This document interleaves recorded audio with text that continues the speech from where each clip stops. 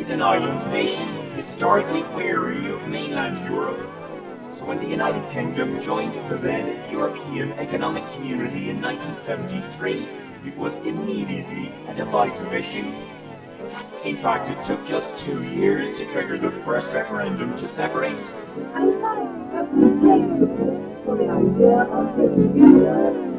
Britons voted to stay, but skepticism toward the ever more integrated European Union never went away.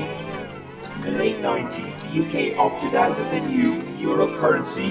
5 years later, the EU added 10 mainly Eastern European members, triggering a big jump in EU migration to the UK. Popularity of the anti-Europe UK Independence Party rose along with it.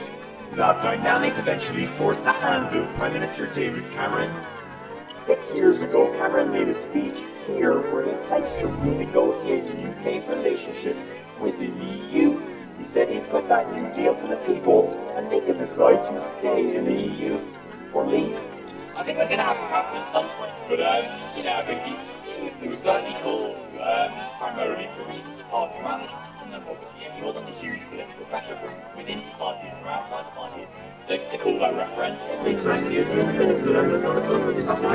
Cameron campaigned for the UK to remain, but a large number of his troops drove the other way, with immigration at the centre of the bitter debate. Let's do what 25 ago now in our history was our independence.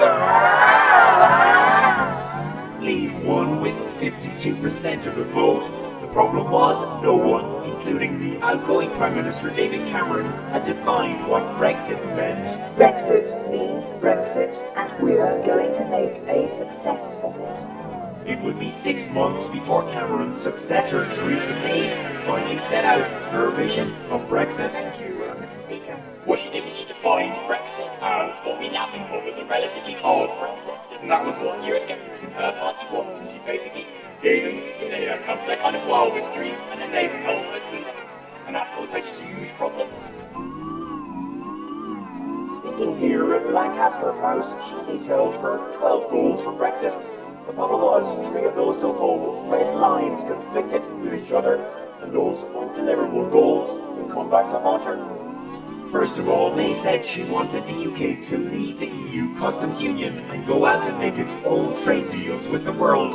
Secondly, she wanted to keep the Irish border, or the UK's future EU border, open. And thirdly, she wanted to keep Northern Ireland fully aligned with the rest of the UK. 2 of those might be doable, but not all 3. Having promised so much, May knew it would be difficult to get the support of Parliament, so she called a surprise election, taking advantage of strong polling numbers.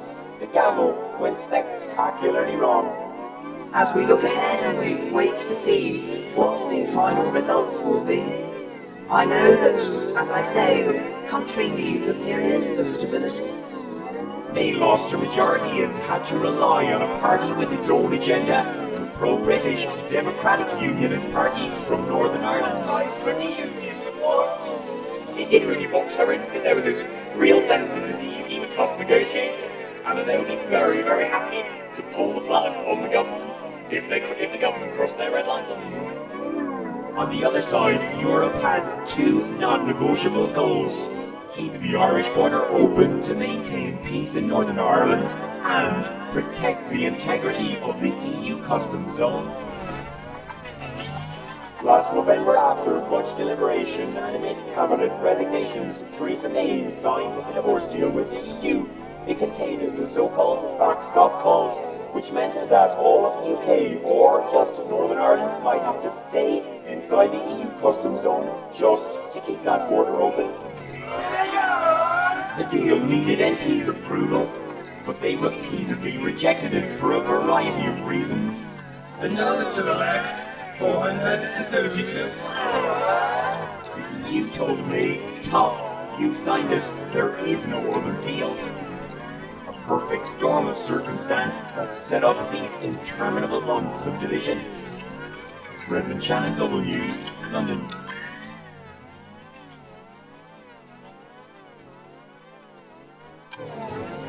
Britain is an island nation historically weary of mainland